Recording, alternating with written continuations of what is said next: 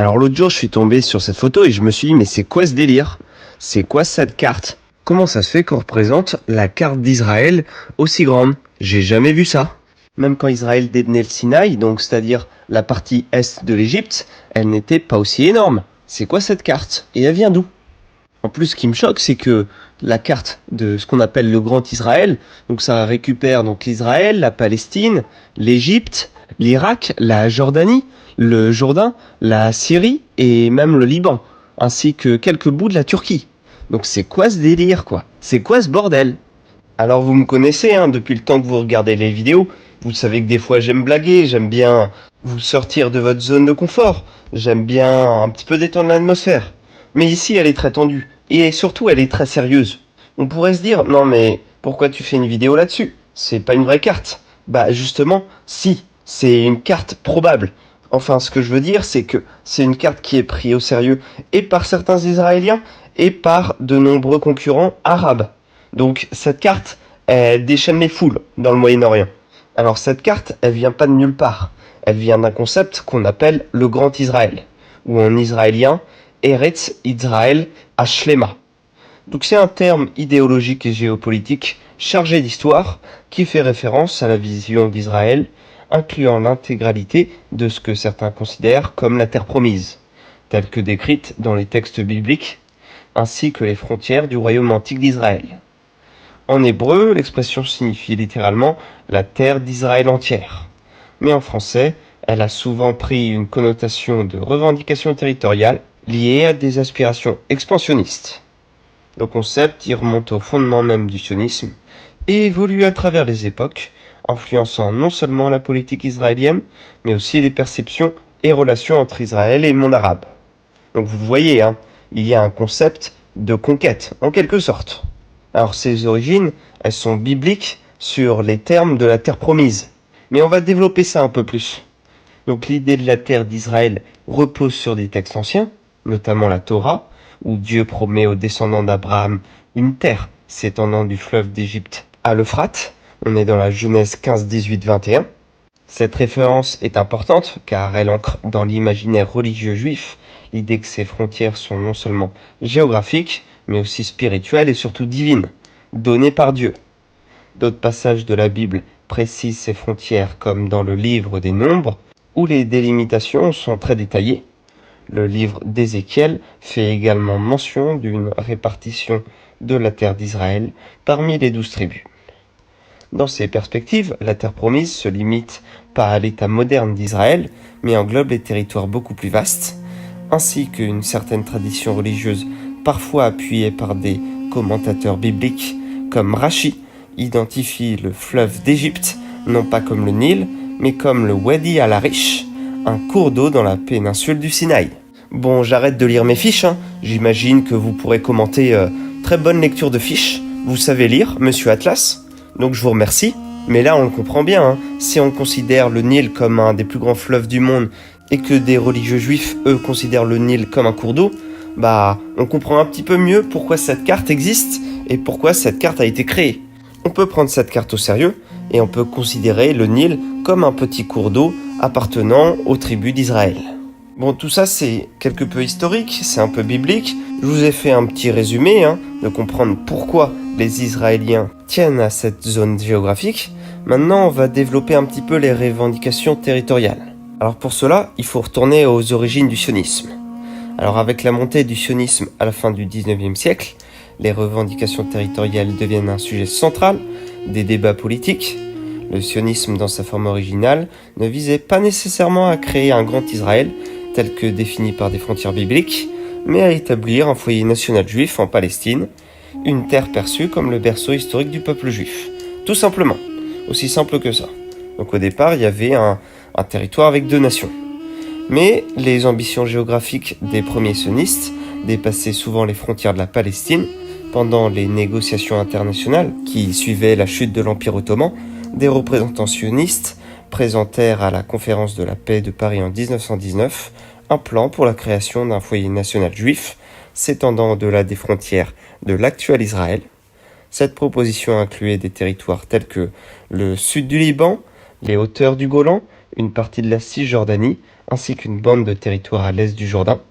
L'objectif était d'assurer le contrôle des sources d'eau, notamment celles du bassin aquifère du Jourdain, et de garantir une viabilité économique pour un futur État. Bon, au début, tout ça a été refusé, mais ensuite, les Occidentaux, ayant d'autres affaires, et réglant des affaires européennes, ont laissé les Israéliens régler leurs affaires sur le territoire qu'ils venaient d'obtenir. L'extension de l'État d'Israël a été un point de discorde au sein du mouvement sioniste, alors que certains soutenaient l'idée d'un foyer national juif limité. Les sionistes révisionnistes dirigés par des figures comme Zev Jabotinsky rejetaient fermement toute partition du territoire palestinien sous mandat britannique. Pour eux, le Jourdain devait constituer la frontière orientale de l'État juif, et la Transjordanie, donc l'actuelle Jordanie, ne devait pas être cédée. Selon cette vision, les accords de San Remo en 1920, qui avaient accordé le mandat de la Palestine aux Britanniques avec l'idée d'y créer un foyer national juif, devaient être interprétés comme incluant l'intégralité du territoire à l'ouest et à l'est du Jourdain. Les révisionnistes qui voyaient dans la création de l'émirat de Transjordanie en 1921 une trahison ne reconnaissaient pas la Jordanie comme un État légitime et continuaient à considérer la rive du Jourdain comme une partie intégrante de la terre d'Israël. Ils ont demandé déjà pas mal à l'époque, on voit ça ici. Après la guerre des 6 jours en 67, Israël occupe de vastes territoires, notamment la Cisjordanie, Gaza, le Sinaï et les hauteurs du Golan. Cette victoire militaire amena la résurgence des débats sur les frontières historiques d'Israël, avec certains courants politiques et religieux réclamant la conservation de ces territoires. C'est à cette époque qu'émerge le mouvement pour le Grand Israël, qui préconise le maintien de ces conquêtes, perçues comme un retour à l'intégrité de la terre promise. Ce mouvement parvint à faire élire un représentant à la Knesset en 1973, mais fut dissous en 1976, bien qu'il ait perdu de l'influence au fil du temps. L'idée d'un grand Israël persiste dans certains groupes religieux nationalistes israéliens, en particulier parmi les colons installés en Cisjordanie. Ces groupes considéraient souvent la Cisjordanie, qu'ils appellent par son nom biblique la Judée-Samarie, comme une partie intégrante et non négociable de la terre d'Israël. Alors je vous permets, je vous remets la carte qui fait peur, l'énorme carte de la Grande Israël, l'énorme Israël qui n'a encore jamais existé, mais qui pourrait peut-être exister demain si vous êtes motivé. Enfin, vous pouvez donner votre avis en commentaire, bien évidemment. Mais cette carte qui vous a peut-être choqué, qui vous a peut-être fait rigoler, dont vous vous êtes peut-être moqué. Il y a peut-être des anti-grands Israël dans les commentateurs. Vous pouvez le dire, Eh bien, cette carte, elle vous fait peut-être peur. Eh bien, elle fait peur également au monde arabe. Alors, l'idée du Grand Israël, donc la carte dont je vous ai montré, peut-être que pour vous, ça vous fait un petit peu ni chaud ni froid. Vous dites, c'est le Moyen-Orient, ça me regarde pas trop. Eh bien, il y en a qui sont pour, là-bas, et il y en a qui sont contre. On va parler de ceux qui sont contre.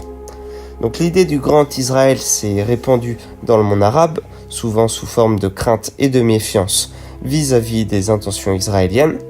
Le roi d'Arabie Saoudite, Abdelaziz Ibn Saoud, excusez-moi, je le prononce peut-être un peu mal, est l'un des premiers à exprimer ses inquiétudes, craignant une expansion israélienne du Nil à l'Euphrate. Ces craintes sont renforcées par les discours des dirigeants comme Gamal Abdel Nasser en Égypte, qui popularise cette notion dans les années 60, affirmant qu'Israël envisageait une domination régionale. Ce discours est repris par la propagande syrienne et palestinienne, notamment par Yasser Arafat, qui utilisa le terme de Grand Israël pour dénoncer ce qu'il percevait comme une tragédie expansionniste israélienne visant à contrôler toute la région. On va partir maintenant sur des trucs qui vont peut-être buzzer, des petites théories du complot et de la propagande. L'idée donc du Grand Israël a également nourri de nombreuses théories conspirationnistes dans le monde arabe, comme celle affirmant que les deux bandes bleues du drapeau israélien symbolisaient les fleuves du Nil et l'Euphrate. Cette interprétation défendue notamment par Yasser Arafat lors d'une interview en 1988 repose sur une vision qui voit Israël comme une entité cherchant à contrôler des terres bien au-delà de ses frontières actuelles. Cependant, des historiens et analystes israéliens ont réfuté cette thèse, soulignant que le drapeau sioniste conçu en 1897 pour le congrès sioniste s'inspire en réalité du talit, le châle de prière juif. Vous avez aussi une autre théorie célèbre, qui est celle de la pièce de monnaie israélienne de 10 agoroutes, où certains voient une carte du Grand Israël. Cette théorie du complot popularisée par Arafat dans les années 1990 a été rejetée par la Banque d'Israël, qui explique que le design de la pièce est en réalité une réplique d'une ancienne monnaie émise par le roi Antigone II Matadia, l'un des derniers dirigeants de la dynastie hasmonéenne. Bon, on a vu un rappel historique, on a vu les théories du complot, ceux qui sont contre le Grand Israël, mais finalement, aujourd'hui, est-ce que c'est une réalité idéologique ou même politique? Est-ce que c'est prévu d'ici 2050, d'ici 2100 ou jamais? Alors dites-vous que le Grand Israël, dans l'extrême droite israélienne, parce que pour ceux qui pensent que Netanyahou est d'extrême droite, eh bien dites-vous qu'il y a bien plus extrême droite que Netanyahou. Et pour la vraie extrême droite israélienne, c'est un désir de réalité, bien évidemment. Pour les Israéliens d'extrême droite, eux veulent le Grand Israël qui va du Nil à l'Euphrate. Mais bien que l'idée d'un Grand Israël ait un impact considérable dans l'histoire du sionisme et dans les premières décennies de l'État d'Israël, elle est aujourd'hui marginalisée dans le discours public israélien. La plupart des dirigeants politiques, y compris ceux de droite, ne revendiquent plus officiellement un Israël s'étendant jusqu'à l'Euphrate, ou englobant la Jordanie, à part l'extrême droite. Toutefois, des partis politiques et mouvements religieux soutiennent toujours des revendications territoriales limitées, notamment en Cisjordanie, sur les hauteurs du Golan. La question du Grand Israël reste néanmoins un sujet sensible et un symbole pour certains mouvements religieux et nationalistes, en particulier dans les colonies de Cisjordanie. Ces factions considèrent que l'abandon de ces terres équivaut à une trahison des promesses divines et historiques faites au peuple juif. Donc pour eux, il faut récupérer ces territoires. Au niveau international, l'idée d'un Grand Israël continue de susciter des critiques, notamment dans le monde arabe et parmi les milieux antisionistes. Ces critiques accusent Israël de poursuivre une politique expansionniste et coloniale, justifiée par des motifs religieux et historiques. La colonisation de territoires occupés, en particulier en Cisjordanie, est souvent perçue comme un pas vers la réalisation de cette vision d'un Israël étendu. En revanche, les gouvernements israéliens successifs, même ceux des partis de droite, ont officiellement renoncé à l'idée d'un Grand Israël dans son acceptation la plus large. L'acceptation des frontières de 67 comme une base de négociation dans le processus de paix israélo-palestinienne montre que l'État d'Israël, en tant qu'entité politique moderne, n'adhère plus à cette vision expansionniste.